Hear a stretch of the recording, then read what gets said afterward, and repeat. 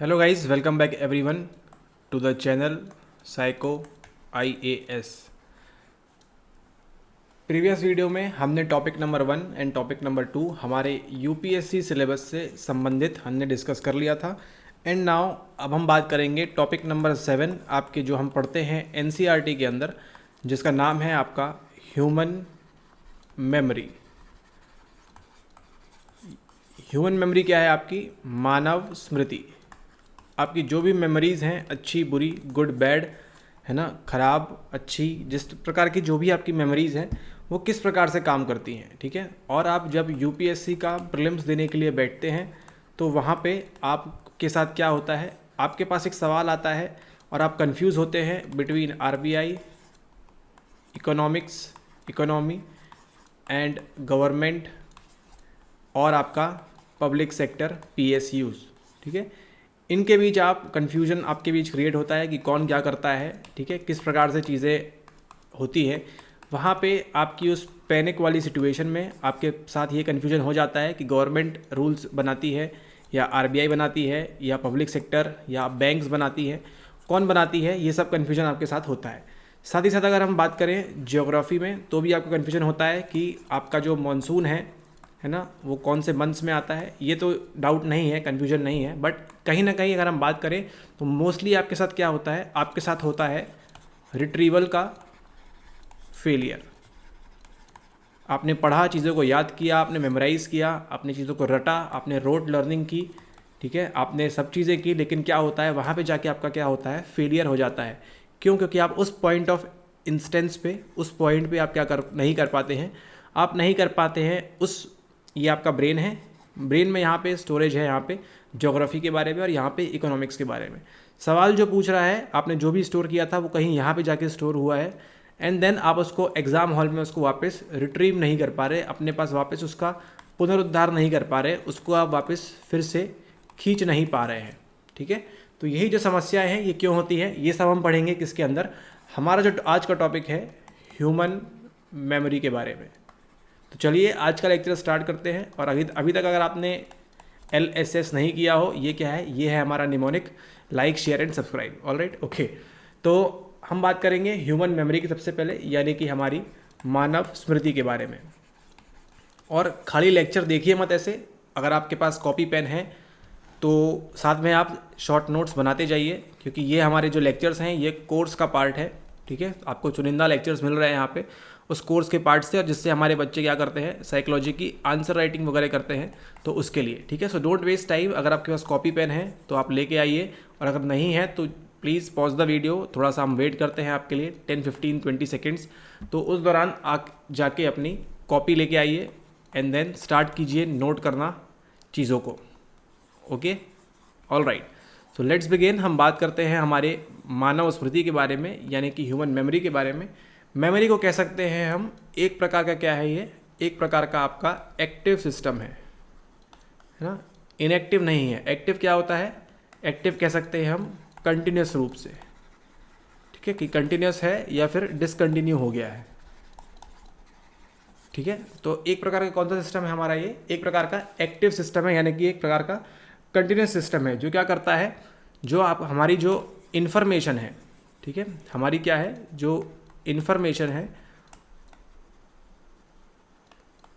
ना, उसको क्या करता है, उसको सबसे पहले गैदर करता है, यानी कि सबसे पहले नंबर पे क्या करेगा, वो रिसीव करता है इन्फॉर्मेशन को, देन क्या करेगा, उसको ऑर्गेनाइज करेगा, ठीक है, एंड देन क्या करेगा, उसको रिट्रीव करेगा, है ना। यहाँ पे ऑर्गेनाइज करेगा, और ऑर्गेनाइज करने के साथ क्या करेगा, जब हम किसी चीज़ को, कई सारी बुक्स रखी हुई हैं यहाँ पे, ठीक है, geography, polity, history, economy, environment, ये सब है ना, 15-20 किताबें हैं 6 सब्जेक्ट की। तो आप क्या करते हैं, उसको सब्जेक्ट वाइज, 1 सब्जेक्ट की 2 किताबें, 1 सब्जेक्ट की 3 किताबें, 1 सब्जेक्ट की 4 किताबें, इस प्रकार से क्या करते हैं आप, ऑर्गेनाइज करते हैं, ठीक है। ऑर्गेनाइज करने के दौरान आप क्या करते हैं, आपके पास एक डेवलप हो जाता है एक प्रकार का स्टोरेज, ठीक है। ठीक इसी प्रकार का स्टोरेज यहाँ भी होता है, ठीक है। ऑर्गेनाइज किया, रिसीव किया, ऑर्गेनाइज होगा, देन स्टोर होगा, एंड देन उसको हम क्या करेंगे, रिट्रीव करेंगे। जब भी आपको पढ़ाई का समय होगा आपके इकोनॉमी का, तो आप ये वाली किताब उठाएंगे, ज्योग्राफी के दौरान ये वाली, एंड देन इस हिसाब से आप क्या करते हैं, रिट्रीव करते हैं, यानी कि उसका पुनरुद्धार करते हैं। ठीक है, तो हम बात करें अगर मेमोरी के अंदर हमारी 3 प्रकार की प्रक्रियाएं होती हैं। कितने प्रकार की प्रक्रियाएं हैं? 3 प्रकार की प्रक्रियाएं हैं हमारे पास। कौन कौन सी है? पहली है हमारे पास ई, सेकेंड है हमारे पास एस, और थर्ड है हमारे पास आर। ये है आपका एनकोडिंग। ठीक है, एनकोड करेंगे हम। हिंदी मीडियम वाले जो हैं वो थोड़ा सा अपने किताब में देख के इन वर्ड्स को और अच्छे से समझ सकते हैं, मेमोराइज कर सकते हैं। खैर, हालांकि आपको भी पहले एनकोडिंग याद आएगा, बाद में आपका जो हिंदी का शब्द है वो याद आएगा। देन सेकेंड है हमारे पास स्टोरेज, और तीसरा है हमारे पास क्या? रिट्रीवल।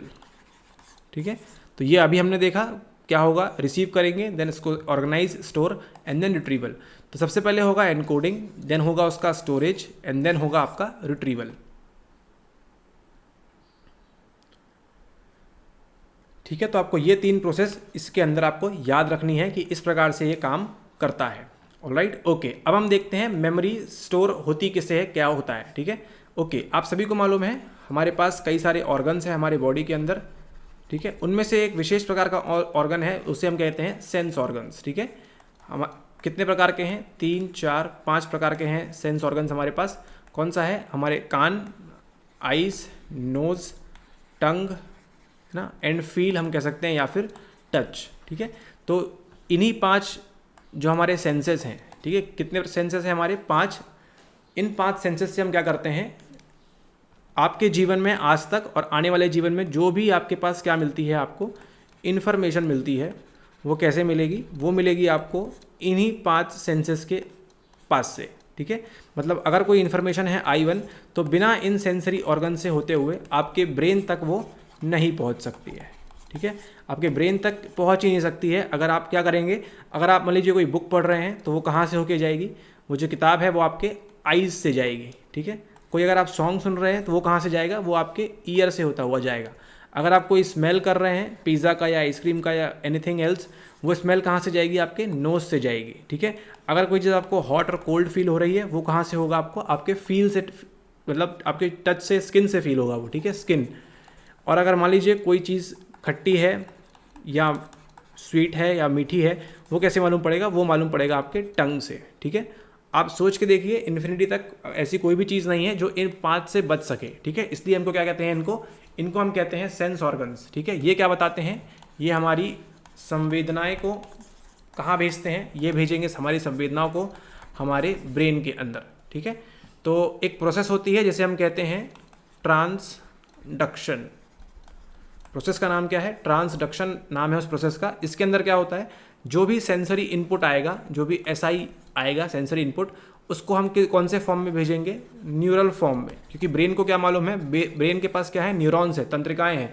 ठीक है, तो जो तंत्रिका कोशिका है उसको क्या मालूम है? उसको सिर्फ उसी भाषा में समझ में आता है। ठीक है, तो एक न्यूरल फॉर्म में, एक तंत्रिका के फॉर्म में हम उस इन्फॉर्मेशन को भेजेंगे। क्योंकि ब्रेन को तो मालूम नहीं है ना कि खट्टा मीठा का टेस्ट किस प्रकार से होता है, या फिर गाना कौन सा बज रहा है। ठीक है, तो वो सारी चीज़ें कैसे भेजते हैं हम? इन संवेदनाओं को कन्वर्ट होती हैं किसके अंदर? कन्वर्ट होती हैं वो न्यूरल फॉर्म में, ताकि ब्रेन समझ सके कि गाना अच्छा है, फूड अच्छा है, ख़राब है, स्मेल अच्छी आ रही है, ख़राब आ रही है। ठीक है, तो इन्हीं संवेदनाओं से हम समझते हैं। उस प्रोसेस का नाम है आपका यहाँ पे ट्रांसडक्शन। और जो इन्फॉर्मेशन कहाँ पहुँचती है? हमारे ब्रेन तक पहुँचती है। ठीक है, ओके। तो आपकी होगी सबसे पहले सेंसरी इन्फॉर्मेशन। ठीक है, वो जाएगी कहाँ पे? वो आपकी एंट्री मारेगी एंड देन आपके ब्रेन तक पहुँचेगी। तो अभी हम यहाँ पे किसकी बात कर रहे हैं? जिस प्रोसेस की बात कर रहे हैं वो है आपकी एनकोडिंग। ठीक है, एनकोडिंग किस प्रकार से होती है वो हम देख रहे हैं। सबसे पहले क्या होगा? आपके सेंसरी इन्फॉर्मेशन जाएगी। ठीक है, और देन उसको हम क्या करेंगे? एनकोड करेंगे। एक कौन से फॉर्म में? न्यूरल फॉर्म में, ब्रेन के पास तक भेजने के लिए। ठीक है, एक तंत्रिका फॉर्म में उसको सेंड करेंगे हम कहाँ तक? ब्रेन तक। इस प्रोसेस को क्या कहते हैं हम? उस प्रोसेस को हम कहते हैं ट्रांसडक्शन के रूप में।